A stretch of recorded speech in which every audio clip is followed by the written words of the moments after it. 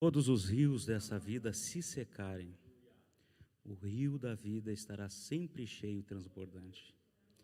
Quando todas as luzes desse mundo se apagarem, o sol da justiça brilhará para sempre e sempre. Quando todos os sonhos forem desfeitos, quando aqui na terra todos os anelos chegarem ao seu final, quando já não houver mais esperança para nada, o povo de Deus estará na presença do seu Senhor. Porque não temos apenas a garantia de um futuro lindo, nós temos a promessa de uma eternidade feliz. Cumprimento a amada igreja com a paz do Senhor. É com muita alegria que estamos aqui nessa noite, desfrutando de um culto onde Deus está sendo entronizado no nosso meio, onde estamos oferecendo o nosso melhor para Ele. E se você trouxe o melhor, o culto a gente sempre leva uma parte para casa, e você voltará com aquilo que você trouxe de melhor para ofertar ao nosso Senhor. Queridos, eu louvo a Deus pela vida do nosso pastor Gilceu, cumprindo uma vocação e também um pedido da nossa convenção, está aqui. E também louvo a Deus pelo meu pastor presidente, pastor Isaías, que nos cede aí alguns dias para também cultuarmos com os irmãos. Me sinto feliz porque se há um berço espiritual na minha vida, Vacaria se chama esse berço. E eu louvo a Deus porque eu estou entre famílias aqui.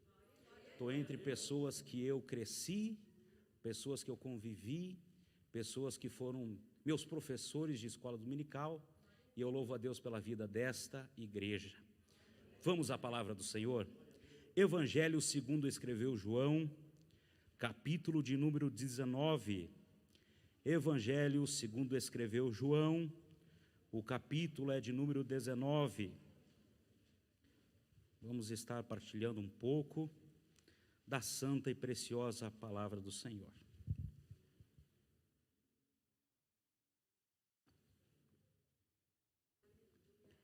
Evangelho segundo escreveu João, capítulo de número 19, e o verso de número 30, apenas a última expressão da primeira parte do texto, que diz: está consumado. Repita comigo, a hora de contar até 3. 1, 2, 3. Está consumado. Sente glorificando ao nome do Senhor. Queridos, o evangelho que fizemos leitura é o evangelho segundo escreveu João.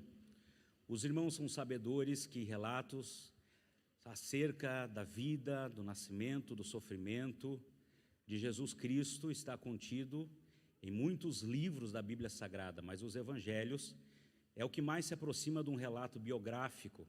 A saber, nós temos 4 evangelhos: o evangelho de Mateus, Marcos, Lucas e também o evangelho segundo escreveu João. Cada um desses evangelhos foi escrito por alguém que esteve próximo ou andou com Cristo.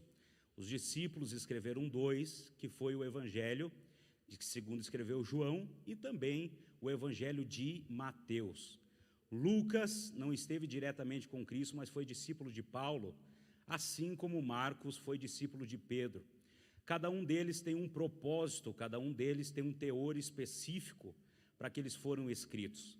Dos 4 evangelhos, nós vamos ver também esses personagens sendo colocados com mais ênfase, os discípulos sendo colocados com um teor mais prioritário do que alguns. Por exemplo, nós vamos ver da escola dos discípulos de Cristo, João se destacando, Pedro e Tiago. Se nós perguntássemos talvez o nome dos 12 apóstolos, talvez muitas pessoas não saberiam. O nome, por exemplo, do apóstolo Tomé, outros apóstolos que aparecem poucos na Bíblia, como é o caso de Matias, mas 3 a gente sempre lembra com muita ênfase, que é Pedro, Tiago e João. Quando eu estudei aqui nesta igreja, na escola bíblica, onde era a garagem da igreja aqui, minhas professoras da escola dominical, a irmã Vânia Souza e também a irmã Guedes, elas cantavam um hino para nós, e o Felipe foi meu colega de escolinha, e elas cantavam aquele corinho dizendo: Pedro, Tiago, João no barquinho, no mar da Galileia. é os três que a gente sempre lembra com mais ênfase. São os três que a gente sempre tem na nossa mente tão viva. São os três que estão apresentando sempre com o círculo mais íntimo de Cristo.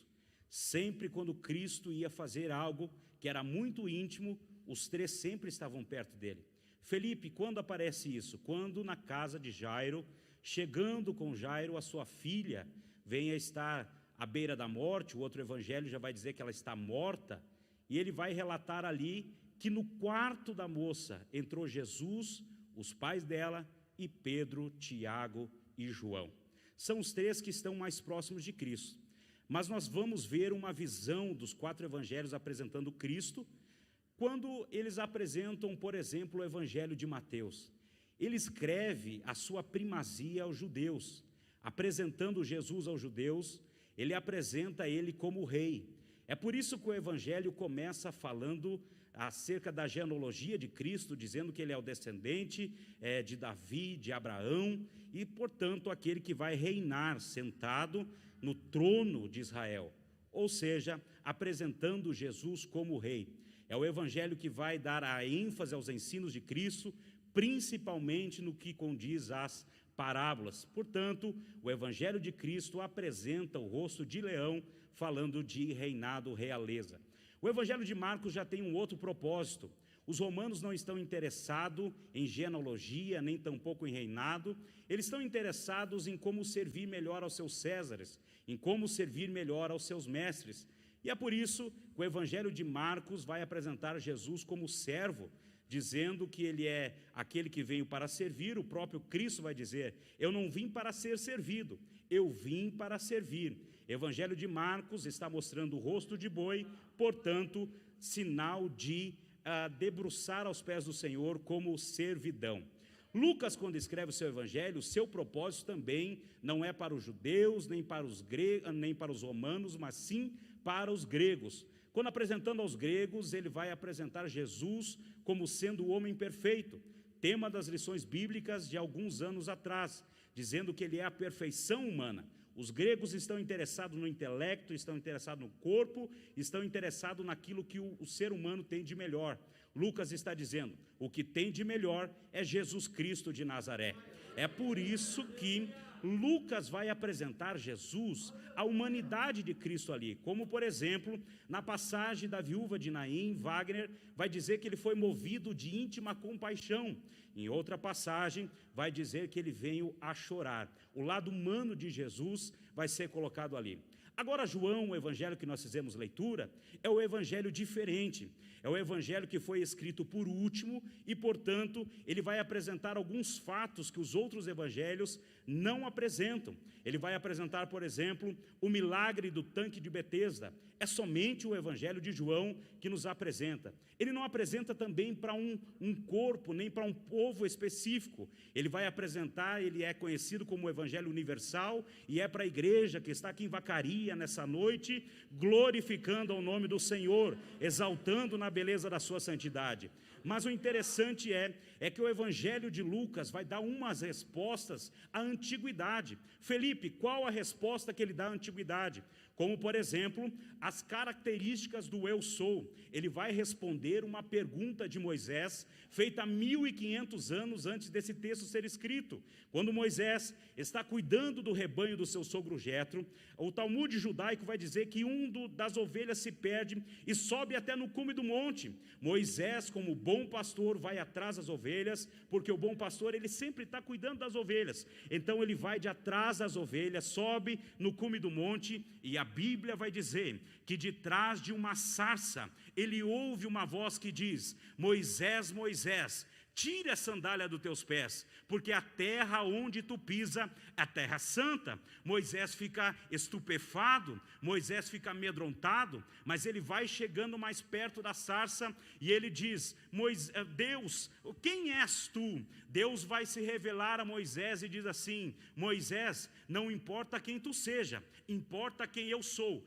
eu sou o que sou. Parece interessante, às vezes parece um pouco dura a resposta que Deus dá a Moisés. Apenas eu sou o que sou. Mas isso na linguagem original, o que Deus está falando é algo belíssimo. Ele está olhando para Moisés e a expressão eu sou o que sou quer dizer, Moisés, eu sou o que você precisa que eu seja. Ele está dizendo, Moisés, quando você estiver no deserto, eu vou ser aquele que vai te acompanhar no deserto. Moisés, quando você precisar do fogo para arder para o deserto, não te consumir com o frio do deserto, eu vou ser a coluna de fogo que vai te aquentar. Moisés, tenha certeza de uma coisa, quando você estiver no deserto e o frio o calor quiser te enfriar o teu corpo, não te preocupe, eu vou ser o ar-condicionado como nuvem que vai estar te cuidando. Moisés, eu sou o que você precisa que eu seja. Ou seja, ele está dizendo, você não precisa temer, ele é o teu advogado, ele é o teu protetor, ele é aquele que te cuida, é o que te responsabiliza, ele é o que você precisa. Agora, a resposta de Moisés fica sem resposta para aquele momento. Aí vem Jesus no Evangelho de João dizendo, eu sou o pão da vida, eu sou a videira verdadeira, eu sou o caminho, a verdade e a vida, eu sou a luz do mundo, eu sou o bom pastor, eu sou a porta, e quem passar por mim, achar-se-á a vida eterna. E quantos glorificam a Jesus nessa noite? Agora é interessante como João consegue colocar algumas coisas no seu evangelho. Ele vai começar por um princípio dizendo, no princípio era o verbo era Deus, o verbo se fez carne e habitou entre nós. A palavra habitou ali quer dizer tabernaculou, armou a sua tenda entre nós. Ele está dizendo que no princípio era um verbo. Felipe, qual é esse princípio? O princípio que ele está falando é um princípio que nós não conseguimos chegar. É um princípio que a nossa mente não consegue imbuir. É o princípio que está na eternidade, na dispensação que Paulo fala, dispensação do mistério. É um princípio que nós não conseguimos chegar. Mas como entender o verso que nós lemos aqui nessa noite? Qual princípio nós teremos que partir? Felipe, nós temos que partir de um princípio. Qual é ele? Princípio de Gênesis 1:1, quando ele diz, no princípio Deus fez os céus e a terra. Ora, ali está um princípio. O livro de Gênesis, a palavra grega quer dizer origem, genealogia, mas a palavra no original é Bereshit.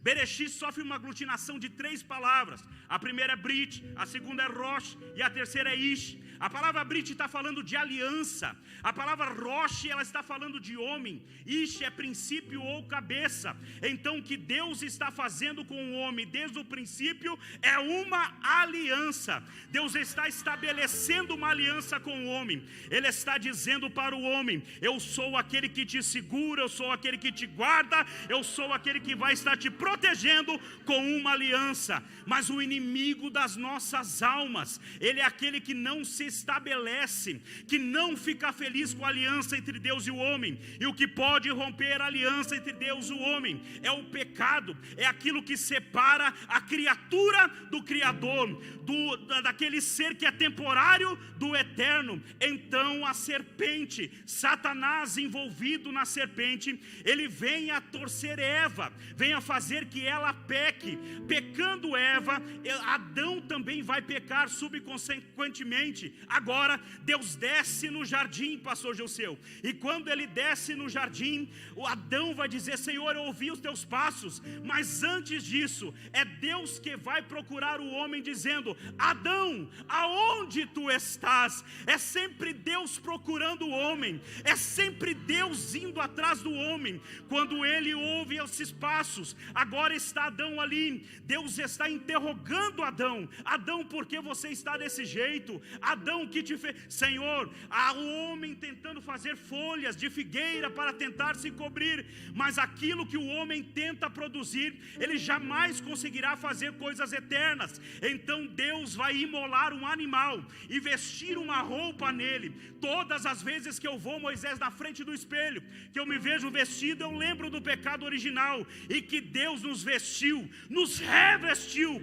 com o Espírito Santo, nos colocou aqui nessa noite para glorificarmos ao nome dEle. Só que Deus dá uma sentença para o pecado. Ele pode perdoar? Pode, mas a sentença, a semeadura vai continuar. Agora Deus olha para Eva e diz: eu multiplicarei as dores de parto. Ele olha para o homem e diz assim: ei, tu comerás do teu próprio suor. Agora a serpente está saindo de lado do jardim. Deus diz assim: você também tem uma sentença. Pera aí, a serpente com certeza olhou para Deus, olhou para os olhos do Criador. O Criador olhando para a serpente diz: da semente desta que caiu nascerá um que esmagará a tua cabeça.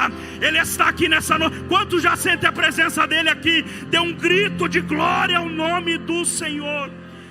Essa aliança vem a ser quebrada. Eduardo Kearney, como fazer para a aliança se restabelecer? Agora nós vamos partir de Adão. Vem a primeira família, vem os primeiros filhos, vem Caim, vem também Abel, já da morte, tentando ali que o pastor Abel fosse morto. Mas agora o plano continua. Vem Abraão, de Abraão vem Isaac, e eles estão agora, Deus como um sinal de fé para Abraão, está dizendo: Abraão, eu quero mais precioso teu, eu quero Isaac, Abraão, eu quero o que tu tem mais de precioso. Aí Deus pede ele, Michel, e faz com que ele sobe no cume do monte. Ao chegar no cume do monte, Abraão então é pedido, Deus pede para Abraão Isaac. Agora, só que na subida desse monte, no intermédio desse monte, o garoto Isaac está andando e ele diz: papai, eu já tenho o cutelo, papai, já tem a lenha, tem o machado aqui, mas eu estou sentindo falta de uma coisa. E o que é que você sente falta? Eu sinto falta do cordeiro, porque ninguém sobe se não tiver o cordeiro, ninguém tem ministério se não tiver o cordeiro, ninguém vem na igreja se não tiver o cordeiro. Agora ele diz: eis aqui o cordeiro de Deus. Olha, a pergunta de Isaac, ela não tem resposta por mais de 2000 anos. Aonde está o cordeiro? Aonde está o cordeiro? Ninguém sabe responder aonde está o cordeiro. Aí vem Jesus no livro de João Batista, à margem do rio Jordão. Ele está olhando e está dizendo: raça de víboras, arrependei-vos dos seus pecados, porque a ira vindoura está próxima. Ele está dizendo: raça de víboras. Ele começa a apontar as víboras, começa a apontar as cobras, mas Jesus está vindo na fila, pastor Gilceu, e alguém pergunta: e João, quem é esse daí? Que víbora é ele? Ele não é víbora, ele é o Cordeiro de Deus que tira o pecado do mundo e dá paz a todo aquele que crê no seu nome. Mas esse cordeiro já tinha sido falado em toda a Bíblia. Eles não conseguiam enxergar o cordeiro, eles não conseguiam visualizar o cordeiro, mas o cordeiro foi colocado desde o livro de Gênesis ali para o ser humano entender essa aliança. Felipe explica, no livro de Gênesis ele era ali a semente da mulher, no livro de Êxodo o cordeiro pascual, no livro de Levítico o sacrifício perfeito, no livro de Números a rocha ferida, no livro de Deuteronômios o profeta, no livro de Josué o príncipe dos exércitos do Senhor, no livro de Juízes o nosso remidor divino. Ele está dizendo no livro de Ruth, ele é o amado, aquele que vai nos resgatar. Primeira e segundo Reis, ele é aquele que era o descendente de Davi. Primeira e segunda Crônicas, ele é aquele que ia reinar no exército do Senhor, comandando todo Israel. No livro de 1 e 2 Samuel, ele é aquele que estava escondido, mas foi achado para reinar. No livro de Esther, ele é o nosso advogado fiel. No livro de Eclesiastes, ele é o nosso pregador. No livro de Cantares, ele é o amado da igreja. No livro de Isaías, ele é o Emanuel, aquele que a virgem haveria de conceber. No livro de Ezequiel, Ezequiel, ele é aquele que está no meio de um vale de ossos secos, mas esse vale não vai parar, ele está trazendo vida para o meio desse vale. No livro de Jeremias, ele é aquele que está trabalhando nos vasos. No livro de Daniel, ele é o quarto homem da fornalha. No livro de Oséias, Joel, Amós, Obadias, Jonas, Miqueias, Naum, Abacuque, Sofonias, Ageu, Zacarias, Malaquias, ele é o Deus dos profetas menores. Mateus, Marcos, Lucas e João, ele é aquele que está como o príncipe dos evangelhos. No livro de Atos, ele foi aquele que desceu do céu batizando com o Espírito Santo e com fogo, e vai batizar aqui nessa noite. No livro de Romanos, ele é a nossa justificação. 1 e 2 Coríntios, ele é aquele que é o Cristo crucificado. 1 e 2 Tessalonicenses, o Cristo que virá. No livro de Efésios, ele é a nossa armadura. No livro de Colossenses, ele é o elo perfeito que está envolvendo a igreja aqui nessa noite para glorificar ao seu santo nome. 1 e 2 Timóteo, ele é aquele Deus dos jovens pastores que não nos desampara. Ele está também nos dizendo no livro de Hebreus que ele é o sumo sacerdote que está no meio desta casa aqui nessa noite. No livro de Tiago, ele é aquele que está com o órfão, mas também está com a viúva. 1 e 2 Pedro, ele é o rei. 1 e 2 e 3 João, o Filho de Deus que se manifestou para desfazer as obras do diabo. Judas, ele é o único dominador e senhor. No livro de Apocalipse, ele é o alfa, o ômega, o princípio e o fim. Aqui na Assembleia de Deus de Vacaria, se você recebe essa palavra, ele é aquele que tem, que faz, que unge, que reina, transforma e que tem a sua igreja na palma da sua mão. Não glorifica a Deus com duas mãos lá no ar. Eu quero glorificar a Deus pela Assembleia de Deus de Vacaria, que já sente a presença do Cristo no meio dela. Eu sinto Deus aqui. Estou me sentindo em casa. Estou me sentindo em casa. Vou pregar para essa igreja. Deus está no meio dela, não será abalada.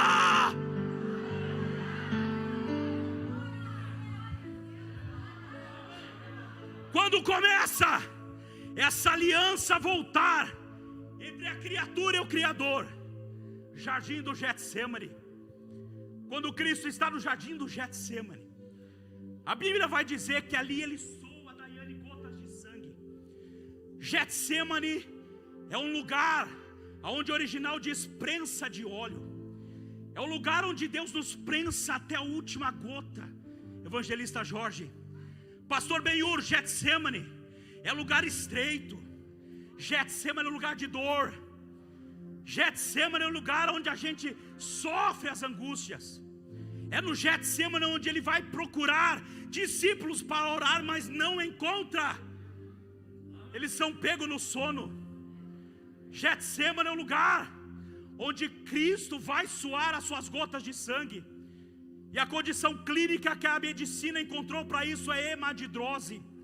É quando as glândulas sudoríparas se ferem e ali é escorrido sangue misturado com suor.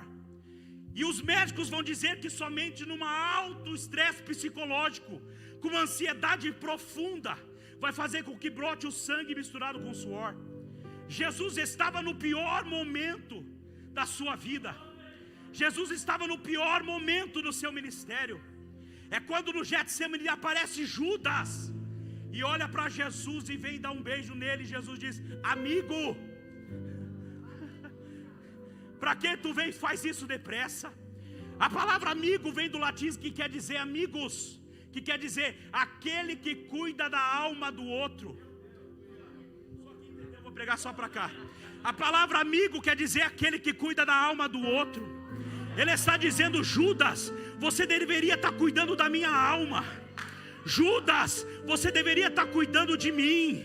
Judas, você poderia estar cuidando do meu ministério. Você está me envolvendo em amizade. Judas, mas você está me vendendo. Amigo não troca, amigo não vende, amigo não barganha, não troca amizade por cargo. Não, amigo é com ele do princípio até o fim. Amigo não faz de conta. Amigo é amigo de segunda a segunda, porque o amigo é aquele que cuida da alma do outro. É aquele que veio cuidar para tua. Amigo não vai falar mal do WhatsApp. Amigo não vai falar mal do Facebook. Os amigos são gente para cuidar da alma. Amigo cuida da alma. Eu sinto a presença de Deus aqui. Eu sinto a graça de Deus aqui nessa noite. Se a igreja puder me ajudar com as mãos levantadas aos céus, vamos conceder uma oração a Deus. A igreja de Vacaria são pessoas amigas de Deus, que cuidam da alma um do outro. Da alma.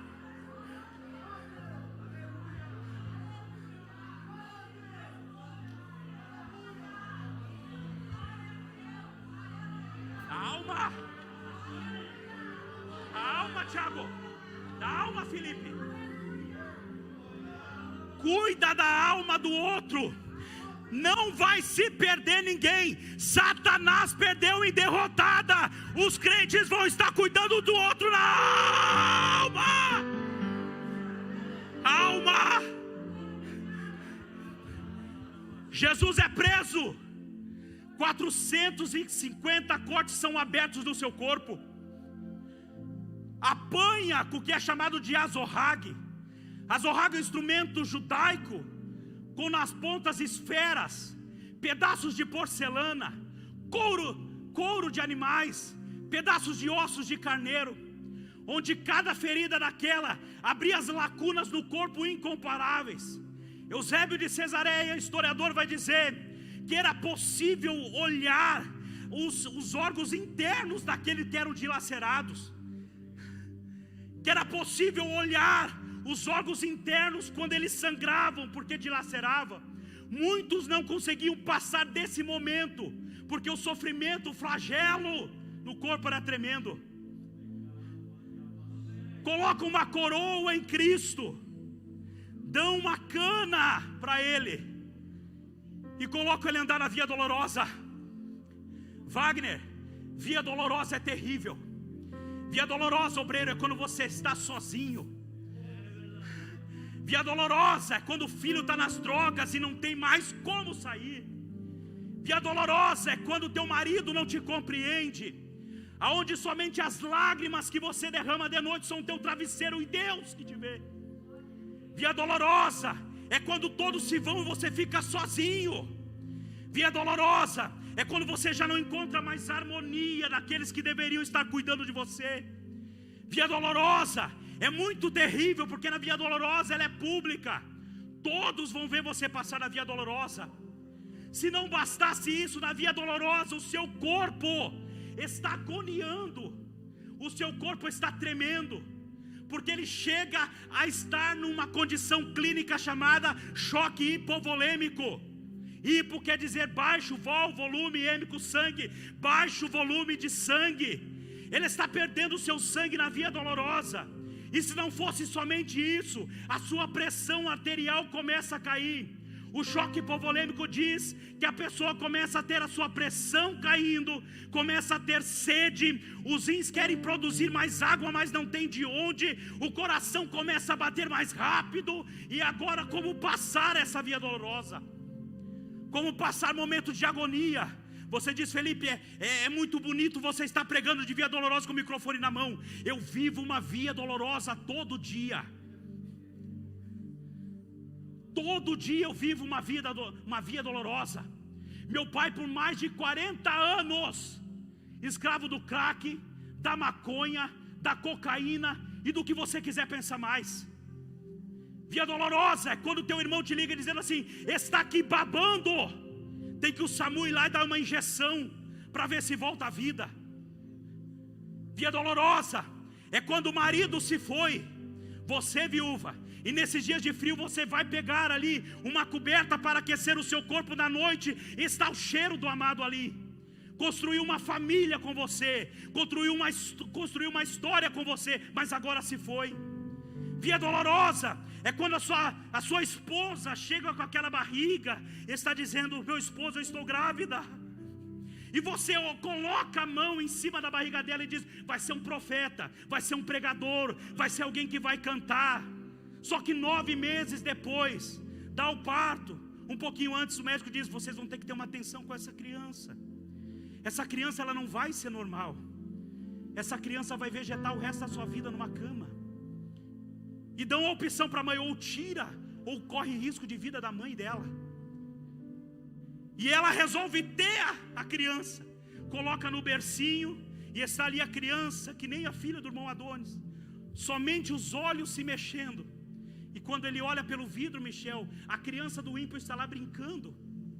E ele diz: Senhor, é fruto teu. Isso é via dolorosa. É quando você é incompreendido, você é jogado no lixo, você é tratado mal. E Deus falou: você teria ministério. Mas o que acontece comigo? É via dolorosa na tua vida. Mas eu não passei. Se é um obreiro de verdade, se é uma igreja de verdade, vai passar, porque isso faz parte. É via dolorosa. Só que Deus vai colocar amigos na tua via dolorosa. Deus não vai deixar você passar sozinho essa via dolorosa.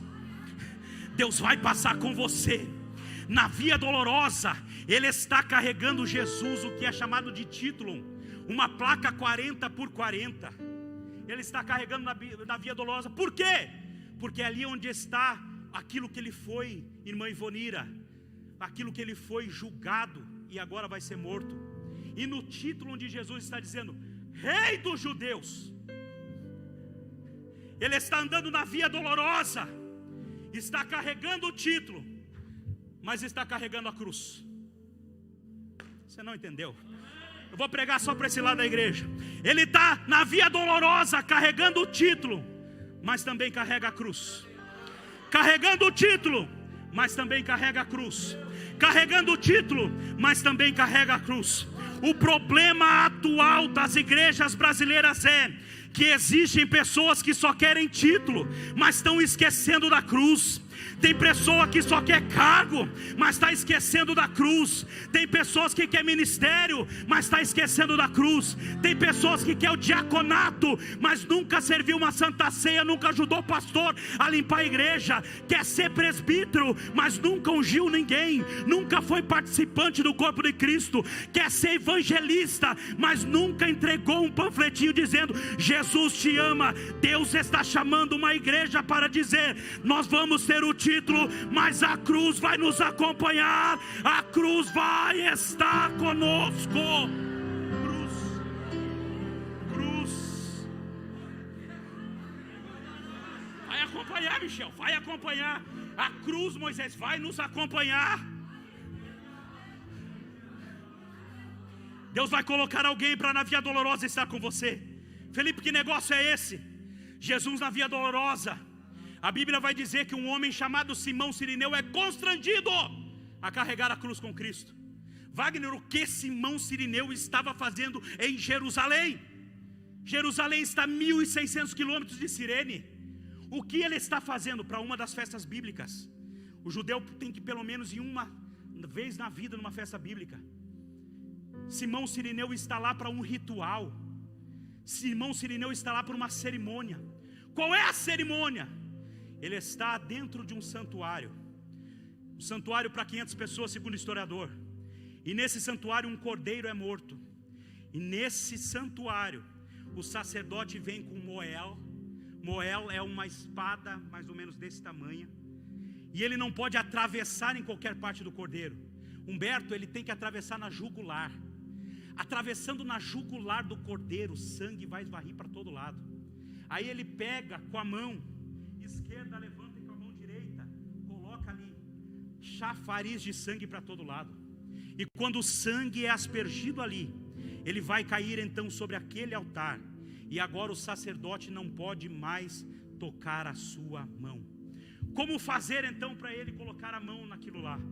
Ele vai pegar uma planta do Oriente Médio chamado isopo, que Davi diz no Salmo 51 dizendo: limpa meus pecados com isopo e eu serei limpo. Ele joga essa planta em cima do sangue.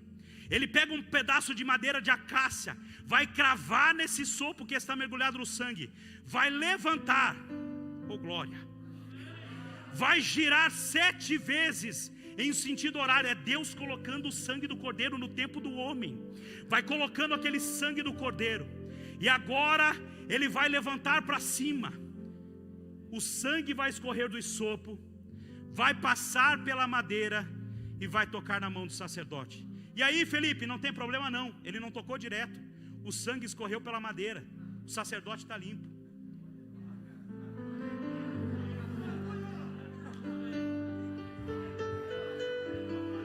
Por que é que Jesus não morreu atravessado por uma espada? Por que é que Jesus não morreu flagelado? Por que é que Jesus não morreu transpassado por algum instrumento de castigo?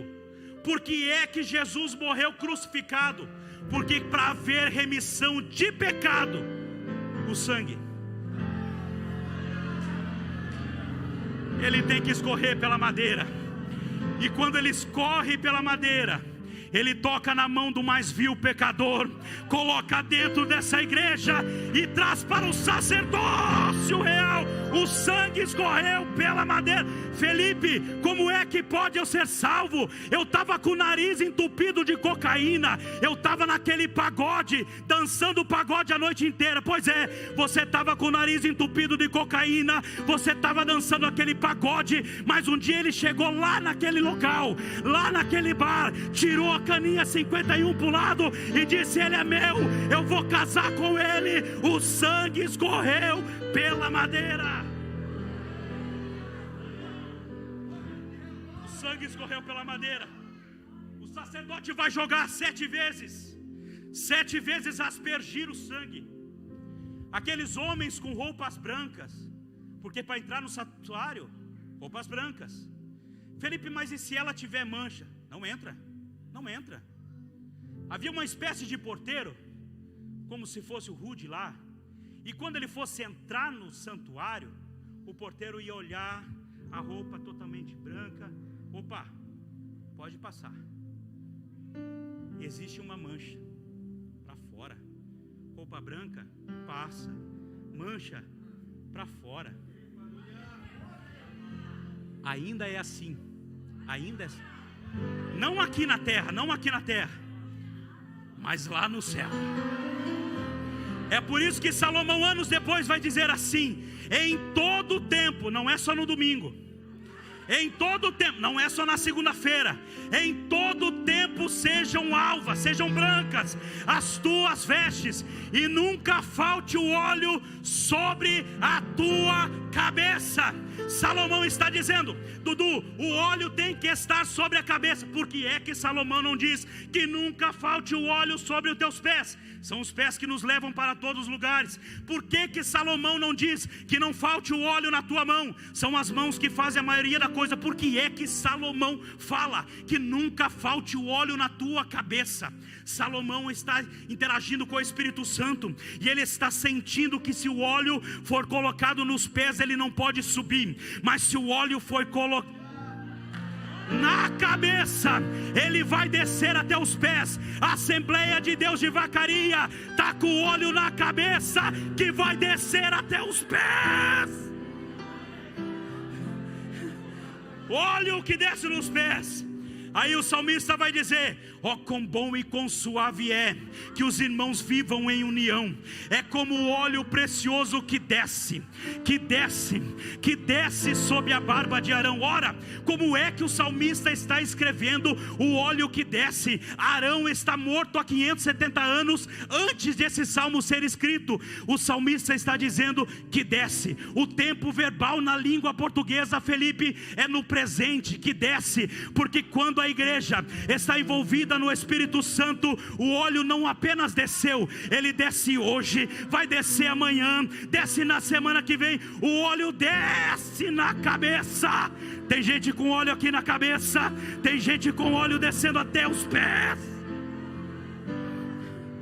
Óleo na cabeça.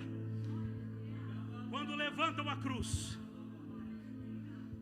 e ele tenta aspergir aquele sangue, o sacerdote, tudo o que eles querem é receber uma gota de sangue. Tudo que eles querem, pastor Jusceu, é uma gota do sangue do Cordeiro. Simão Cirineu está lá para uma gota. Só que Simão Cirineu naquele ano não chega.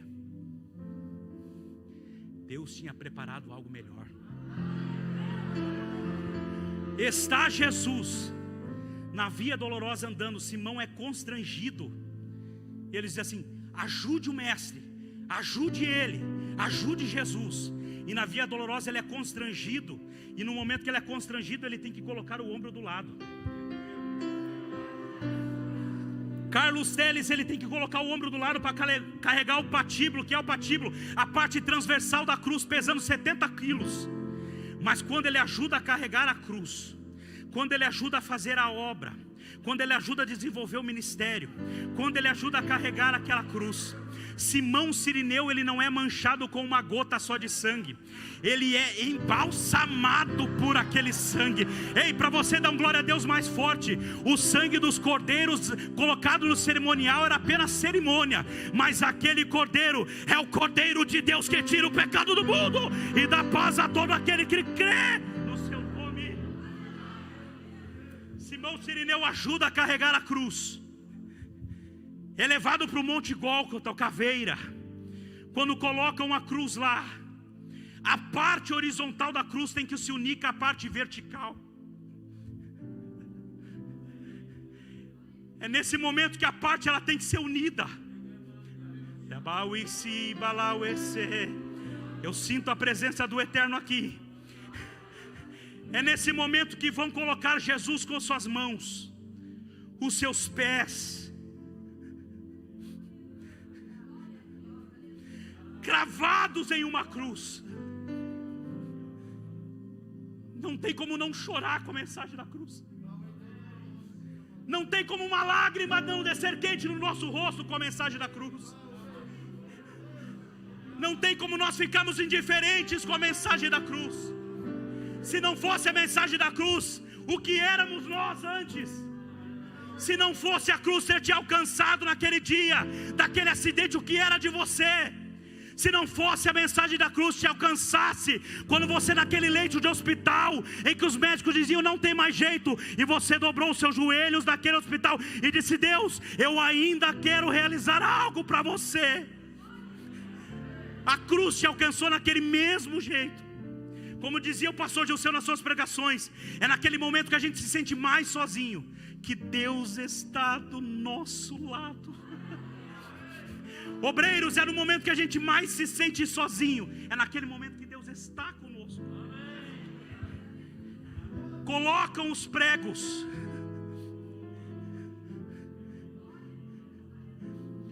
pregos, atravessando, não a mão aqui, ó, a mão não segura, rasga. O conceito da época, a parte da mão também era aqui, ó. Quando eles cravam um prego de 14 centímetros e meio a 17 centímetros, onde vai pegar o nervo central. Quem já bateu o cotovelo sente aquela dor, é a mesma dor. É como se um alicate estivesse espremendo aquele nervo ali. É uma das dores mais horripilantes, é uma das dores mais extremas. A dor, ela não tinha sentido no dicionário até criar a palavra dor excruciante, que vem da cruz. Prendem os seus pés, prendem as suas mãos. E agora a cruz está apontando para 4 lados na terra.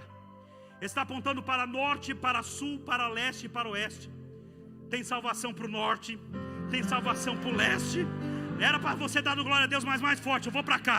É para o sul, é para o oeste, porque a cruz está apontando para todo lado. A cruz não está pedindo quando você tem na conta no seu banco. A cruz não está pedindo se você é preto, amarelo, negro, azul, pardo. Não está pedindo nisso. A cruz está apontando para todo lado e está dizendo: eu te abraço, eu te abraço. Sabe quando a prostituição parece que não largava mais da tua vida, e o sangue do Cordeiro desceu sobre a tua cabeça, e você agora faz parte dessa igreja? É que a cruz chegou lá na tua casa. Sabe quando você dizia, não tem mais jeito para minha vida, a tua esposa não te dava mais bola, os teus filhos não acreditavam em você, a cruz chegou lá, te deu um banho de sangue de Cordeiro, te trouxe para a igreja, para você glorificar. A cruz é levantada, pastor Joseu, pelos carrascos. Agora ela não importa mais para leste, sul, leste, oeste. Agora ela vai apontar para cima, para baixo e para os lados. Para baixo, Eduardo Kerner, ela está curando a esfera terrena, porque desde Gênesis 13:18 diz que espinhos e abrolhos a terra produziu por causa do pecado. Jesus está curando a esfera terrena.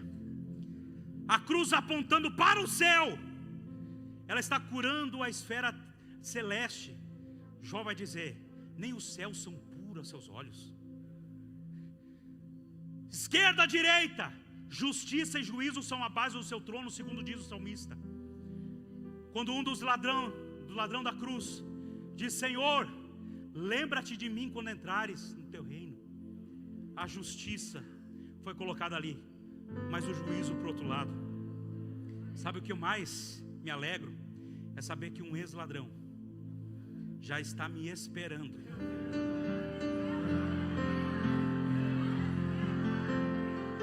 Um ex-ladrão está me esperando. Jesus agora está na cruz do Calvário, com as mãos estendidas, porque não poderia ser diferente. Ele está abraçando todos.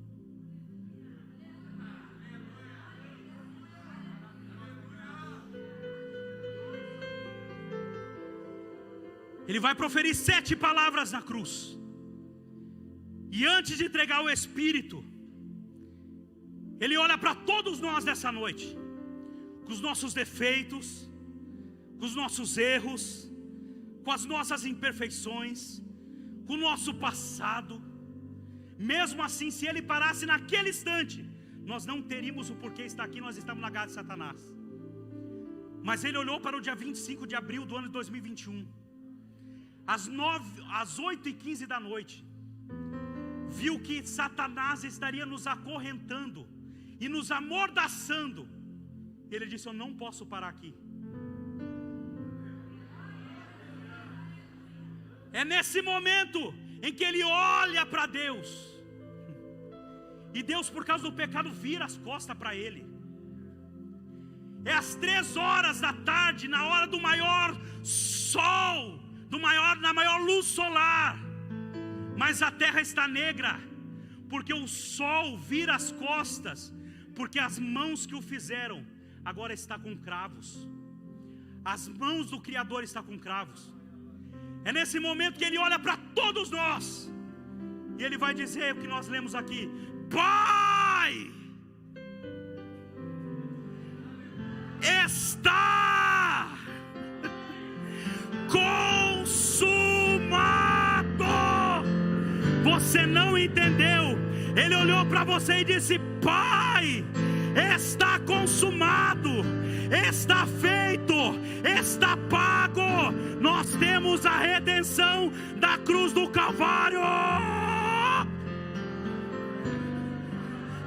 Eu vou explicar para você glorificar mais forte. A palavra está consumado no português é diferente do grego. No grego é uma expressão só, é tetelestai. Essa expressão é usada em 4 vezes. Quando um pai dá uma tarefa específica a um filho, e esse filho cumpre a tarefa do pai. Quando ele cumpre a tarefa do pai, Eduardo, ele chega para o pai e diz assim: papai, tetelestai. Quando alguém era preso e era lida toda a cédula de dívida dele, era liberto ele, o juiz dizia assim: olha, você teve tantas transgressões, mas agora você está livre. Tetelestai, está pago. Quando comprava um terreno, ao quitar no banco, depois de quitar todas as parcelas, está pago. Jesus cumpriu a tarefa específica do Pai, que era morrer na cruz do Calvário por nós. Mais do que isso, Ele nos comprou e disse: o preço deles está pago. Ele chegou para o juiz e disse assim: qual é a pena dele? É pecado, agora não é mais. E Paulo vai dizer: toda a cédula de dívida que era contrária contra nós foi cravada na cruz do Calvário. Está pago, está consumado, tetelestai. Ele nos comprou, nos libertou. Você é comprado, você tem um valor, você foi pago, resgatado.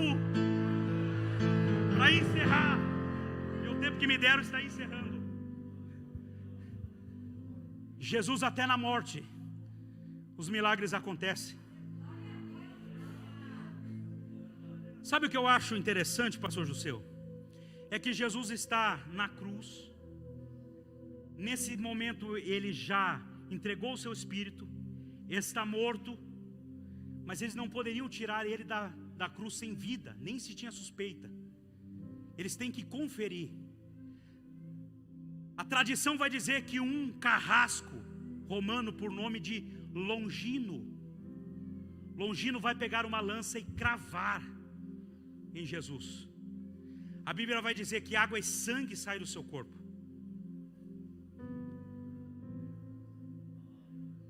Não entendeu? Ele diz que água e sangue saem do seu corpo. Jesus é tão Jesus que até quem está ferindo ele salva. Até quem está ferindo ele tem perdão.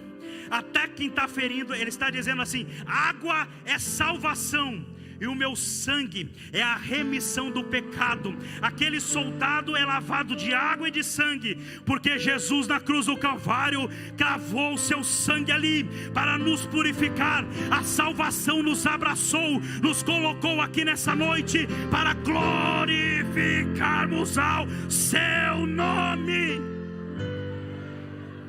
Mas uma brecha é colocada ali. Irmão Renato Cavalheiro, como tampar essa brecha ali? Como fechar essa brecha? A brecha está aberta. Como fechar? É que essa brecha já tinha sido aberta, simbolizada antes. Quando Moisés vai lá, fere a rocha abre e jorra o quê?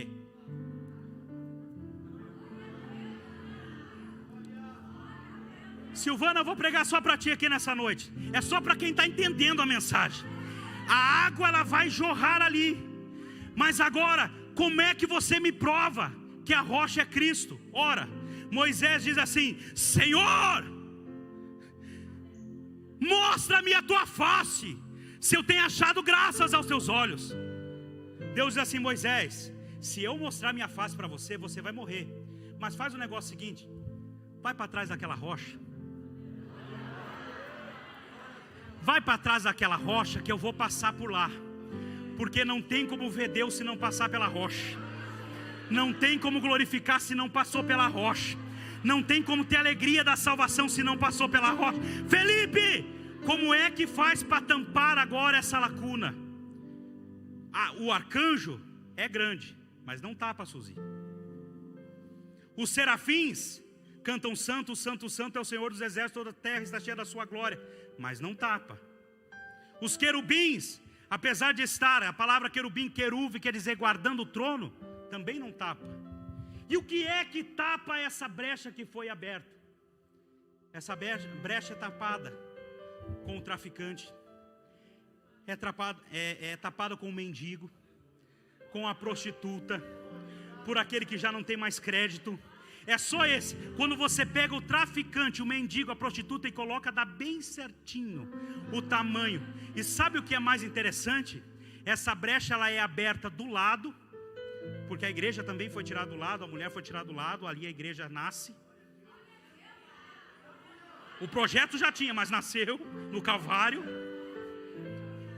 E agora, a lança vai acertar até um ponto perto do coração. E acertando perto do coração, rompe uma membrana perto do pulmão que vai sair a água. E essa brecha está aberta perto do coração. O mendigo, o traficante, aquele que para você não tem valor, ele está onde? Está no coração. A igreja não está nas mãos de Satanás. Você não é filho do diabo. Você está perto do coração de Jesus. Espiritualmente, quando Deus caminha espiritualmente, a igreja está caminhando junto, porque tetelestai, nós fomos comprados na cruz do Calvário, e Ele nos deu vida. Se coloque de pé. Eu quero louvar a Deus com você.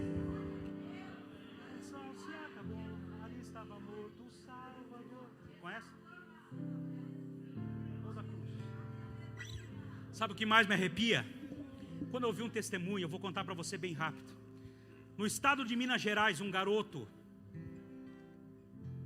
morava de um lado de uma casa de crente. E a casa de crente, os irmãos sabem, as crianças brincam de cultinho. Fernanda, cultinho. As crianças, filho de crente, a brincadeira, cultinho. E as crianças foram brincar, pastor Jusseu, de cultinho.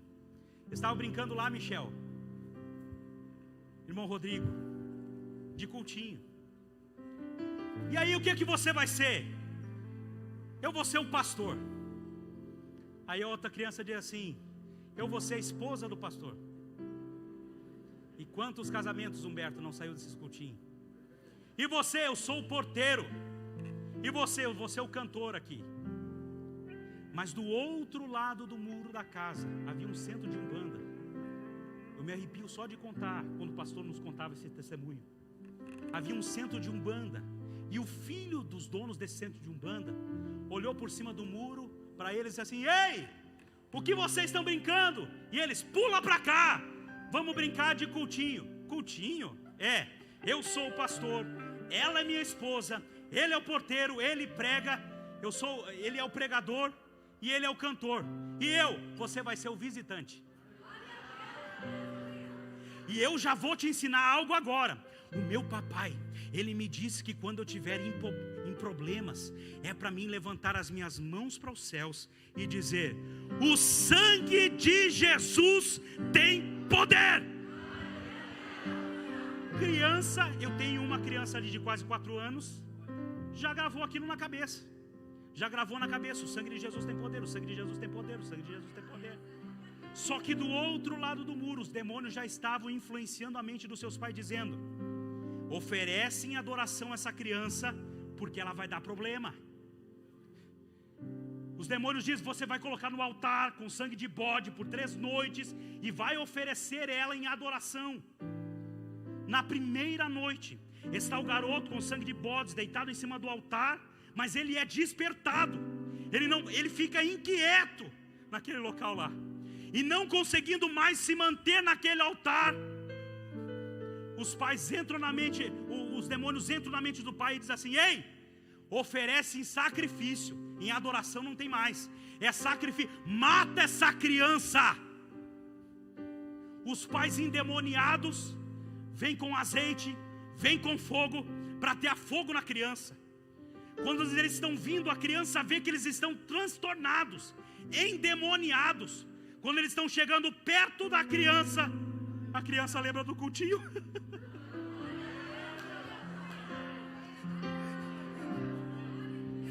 Ele levanta a mãozinha para o céu e diz assim: papai, o sangue de Jesus tem poder. Pai cai endemoniado. A mãe está vindo de atrás sem entender muito, e ele diz: mamãe, o sangue de Jesus tem poder. São libertos pelo nome de Jesus ali. Sabe o que me deixa mais feliz? Que naquele terreno de Macumba, no estado de Minas Gerais, existe uma das maiores catedrais da igreja Assembleia de Deus lá. E sabe quem era o pastor da igreja até pouco tempo atrás? O garotinho do cultinho. O sangue de Jesus tem poder na tua empresa. O sangue de Jesus tem poder na tua casa, na tua família, na tua história. O sangue de Jesus tem poder. Sabe o que o sangue faz? Ô meu cantor, hoje nós vamos, eu e você, direto de São Borja, na nossa fronteira. Morei em Uruguaiana e gosto muito. O sangue, sabe o que ele faz? Esse dia eu fui no médico, o médico disse assim: Felipe, você está um pouco gordinho. E eu, pressão sua, doutor. E ele disse assim: eu preciso de uns exames de sangue. E eu fiz os exames de sangue, e ele disse assim: olha, eu acho que você anda comendo alguns lanches. Eu digo, eu acho que você anda comendo algumas coisas demais. Vai cortar massa, vai cortar o açúcar, vai cortar algumas coisas ali. Eu disse: doutor, como é que o senhor sabe tudo isso? Ele disse assim: mas está no teu sangue. O teu sangue, ele mostra o mapeamento do teu corpo. E eu fiquei, o sangue de Jesus mapeia o corpo chamado igreja.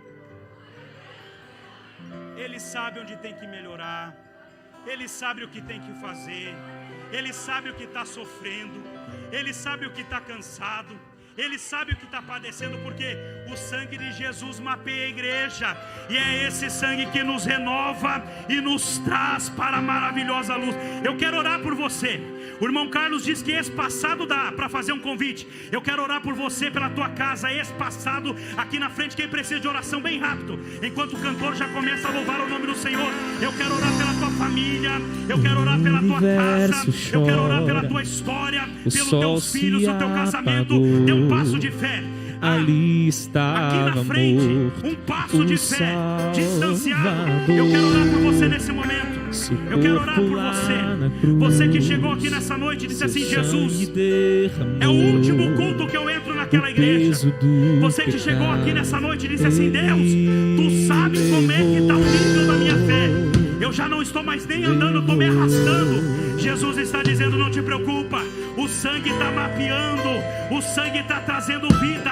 Na cruz do Calvário, Ele pegou a mão de Deus com a cruz do Calvário, pegou a mão do ser humano, da humanidade, e novamente reatou a aliança que tinha sido quebrada ali no jardim do Éden. Ele está dizendo: está consumado. Nós temos aliança com Deus, nós temos guerra um novo começou, para entrar sem morte contenda, sem ira, um acesso todo o poder das trevas vencido foi. A terra estremeceu, sepulcro se abriu e nada vencerá seu grande amor. Ó morte, onde está? O Rei ressuscitou, Ele venceu pra sempre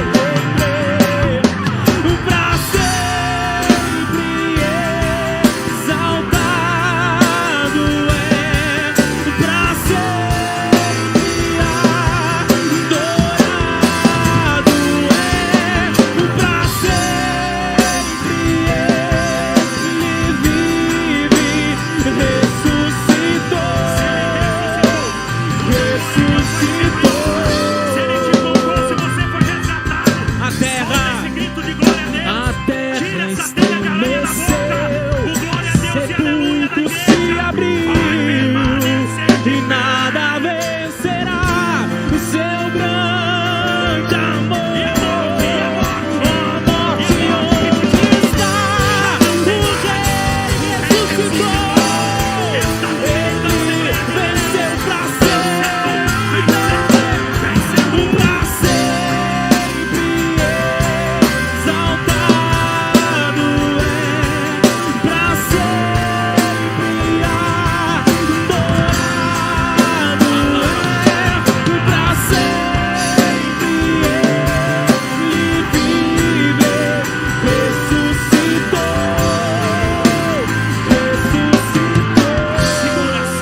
Segura. Para você dar glória a Deus mais forte. Ei, o número 13 está atrelado à nossa salvação. O número 13 está atrelado à nossa condição. O número 13 está atrelado com nós. Por quê, Felipe? Porque desde os princípios, o número 13 estava nos abraçando como redenção. A cruz, ela foi criada no terceiro dia. No terceiro dia, Jesus entregou o Espírito na hora mais especial, na hora com mais luz, que era às 3 horas da tarde.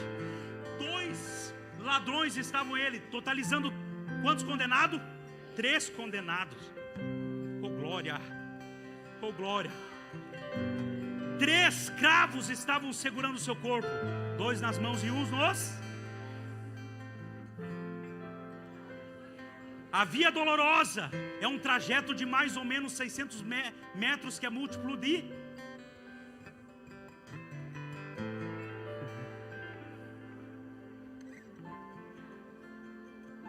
Só que quando Jesus entregou o seu Espírito,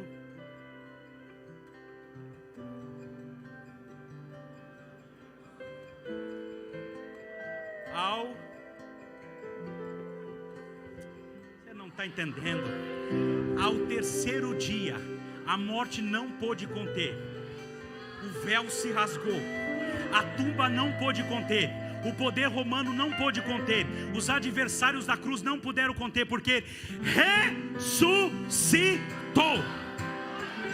Antes de subir aos céus, ele deixa 3 promessas para a igreja, e você possui elas aqui. Ele disse a primeira: em meu nome expulsarão demônios e falarão novas línguas, colocarão a mão sobre os enfermos e eles serão sarados. Se colocarem alguma coisa mortífera na tua comida, pode comer e pedir sobremesa, porque não lhe fará mal algum. Está consumado, está pago na cruz do Calvário. Você é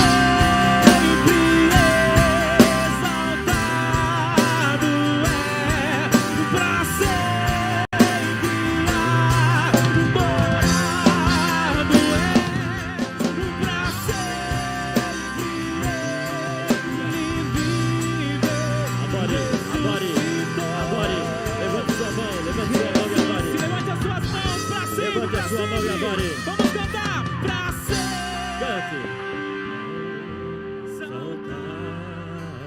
Cante, adore. Adore.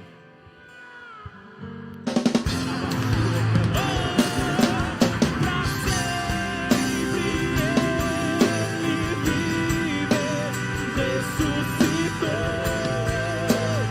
ressuscitou.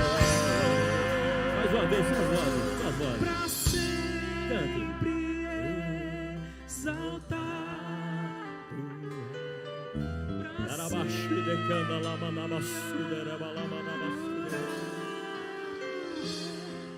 Pra sempre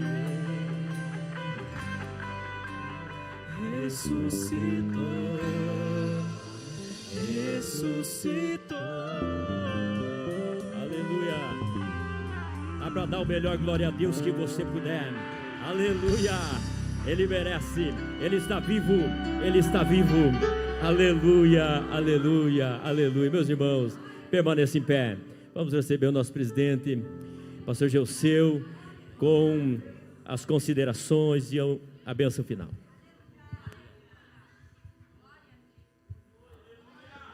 A paz do Senhor, irmãos.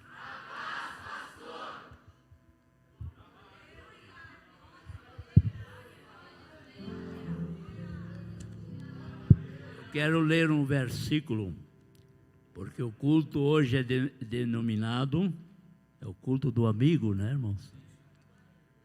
E em Provérbios 17:17, a Bíblia diz: em todo tempo ama o amigo, e na angústia nasce o irmão. Para amar o amigo não tem tempo, irmãos. Não é só quando ele leva um presente para mim. Não, é em todo o tempo. É em todo o tempo. Esse Cristo que o Felipe acabou de pregar, hoje, ele está sentado à destra de Deus. Fazendo o quê? Intercedendo por ti. Te perdoando, te animando. A palavra animar, irmãos, aparece 365 vezes na Bíblia. E ele disse sempre para os seus discípulos: tende bom ânimo. E agora o Salomão diz: em todo tempo ama o amigo, e na angústia faz dele um irmão. Por que nós chamamos um de irmão? Porque ele toma a ceia comigo, canta junto comigo, senta bem próximo de mim. Agora com a pandemia ele tem que sentar um pouquinho retirado, mas irmãos, é meu irmão. Não, independente se rico, pobre, branco, amarelo, não importa, é meu irmão. Você ama assim? É assim que tu ama? Queridos, Deus os abençoe. Irmãos, eu só quero deixar um pequeno anúncio aqui. Se tiver algum irmão que queira voltar para a igreja, que está afastado, eu não gosto daquele termo desviado, é um termo que não é muito aceitável. Mas se tiver algum irmão, nos procure, e eu gostaria de te recebê-lo de volta para a casa do Senhor. Então nos procure, nós vamos tomar teu nome, e no nosso culto de ceia, você será recebido para servir o Senhor, porque Jesus vem muito breve, e a tua alma, dizia o nosso querido pastor João Ferreira Filho, a alma de um ser humano é um valor eterno. Aleluia. Eu estou arrepiado da cabeça aos pés, irmão, pelo valor que uma alma tem. Cristo deu a sua vida. Não foi que eles mataram ele, ele deu para me salvar. Onde estaria eu se não fosse Cristo? Aonde estaria você, irmão, irmã, se não fosse Cristo? Abriu o caminho para o céu. Tão é sofrido, o mais que a história do mundo diz, que o que mais sofreu foi Jesus. E lá no Isaías, ele diz, tomou sobre si, pegou tudo sobre si, tomou sobre si as nossas dores, as nossas aflições. Como ouvimos aqui, tem dia que o cristão nesta terra, irmão, vocês não estão muito cansados, né? Só um minutinho. E tem dia que o cristão nesta vida, aqui nesta terra, irmão, ele está, parece um limão espremido. Porque o limão, irmãos, você espreme ele até uma altura, e tem hora que não tem mais nada, pode espremer, eu faço isso em casa. Inclusive o limão é muito bom para tomar, viu, irmãos? Eu tenho um livro lá que eu leio, e aconselho que é bom, muito bom tomar limão. Porque eu, além de pastor, sou doutor, viu, irmão? Pode me pedir qualquer remédio que eu te dou o remédio. E meus irmãos, tem dia que a gente está assim, parece um limão espremido, tristeza, dores, mas quando eu me lembro que eu sou salvo, quando eu me lembro que eu sou salvo, quando eu me lembro que o céu me espera, e muitos já estão lá, agora com essas doenças terríveis que estão acontecendo no mundo, quantos já foram? Eu conheci o pastor da cidade da capital do Mato Grosso, o pastor Sebastião, da maior igreja do Brasil. Querido irmão, já está lá. O filho dele também já está lá. Quantos e quantos, pastor Cardias, já está lá, nos esperando. Naquele dia, quando haver a ressurreição dos mortos, eles ressuscitam primeiro. Primeiro, depois nós, os que estamos vivos, seremos arrebatados. E o que acontecerá? E daí, diz o apóstolo São Paulo aos Tessalonicenses, e daí? Para sempre. Viu, irmã Bonira? Vale a pena batalhar. Esses cultos que tu vem com frio, que sai de casa, às vezes sofrendo, lutando. Hoje está difícil, né, irmão? Se você tiver 1 quilo de bife, leva lá para mim que eu quero. Está tão cara, tanta coisa. Não é verdade, irmãos? Ou estou falando mentira? Verdade, tudo difícil, irmão. Só sobe, mas um dia nós vamos subir também. Queridos, não vou falar, mas eu vou falar um pouquinho quinta-feira, bem se puder. Queridos, então se tiver alguém que queira regressar de volta, venha falar conosco, conte as tuas dores, que nós vamos orar junto. Lá no Salmo 130, lá está escrito assim, parece-me que é o versículo 2 ou 3. Sou eu que curo as tuas enfermidades, mas também perdoo as tuas iniquidades. Então ele faz duas coisas na vida nossa, ele cura e perdoa as nossas iniquidades, que a palavra iniquidade significa pecado. Queridos, quinta-feira esperamos os irmãos aqui, o horário é o mesmo, tudo como está aí nas escalas, nas congregações, tudo normal. Eu estou aqui só substituindo uns diazinhos, tá? E depois eu vou voltar para casa tomar chimarrão. Deus vos abençoe, meus queridos. Vão com Cristo hoje. A mensagem que vocês ouviram é a mensagem que deve demais estar guardada em nosso coração. Papai, consumei a obra. Papai está pronto. Foi duro, papai, voltei na terra, mas eu consumei. Cumpri a missão. E ele disse, o apóstolo São João disse, está consumado. Terminou. Não é por Allan Kardec, não é por nada, é por Cristo que nós chegamos lá. Foi ele que morreu, não foi o Allan Kardec. Não, foi Jesus que morreu. Só uma experiência para os irmãos. Eu não sei falar ali fala, mas alemão escrevo tudo errado, irmão. Português errado, tudo.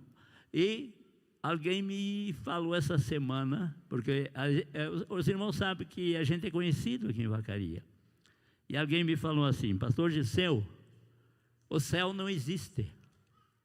E também lá onde estão os mortos é o seio de Abraão. Também não existe. Daí eu só escrevi assim, irmão, seu nome é o irmão Benhur, pastor Benhur. Deus te abençoe, meu filho. E daí eu só escrevi assim, Apocalipse 21. Mas acertei o nome, escrevi bem direitinho. Queridos, ele não me disse mais nada, irmão Ivonira. Ali está escrito, vi o novo céu e a nova terra. E o mar já não existe. Eu vi. Quem que viu? Esse apóstolo que o Filipe falou, o João. Eu vi lá nas ruas de Deus. Não vamos parar, meu irmão, senão eu vou pregar. Vamos parar. Faça assim com a tua mão, irmão. À direita, se quiser, ou à esquerda, se tu escrever com a esquerda.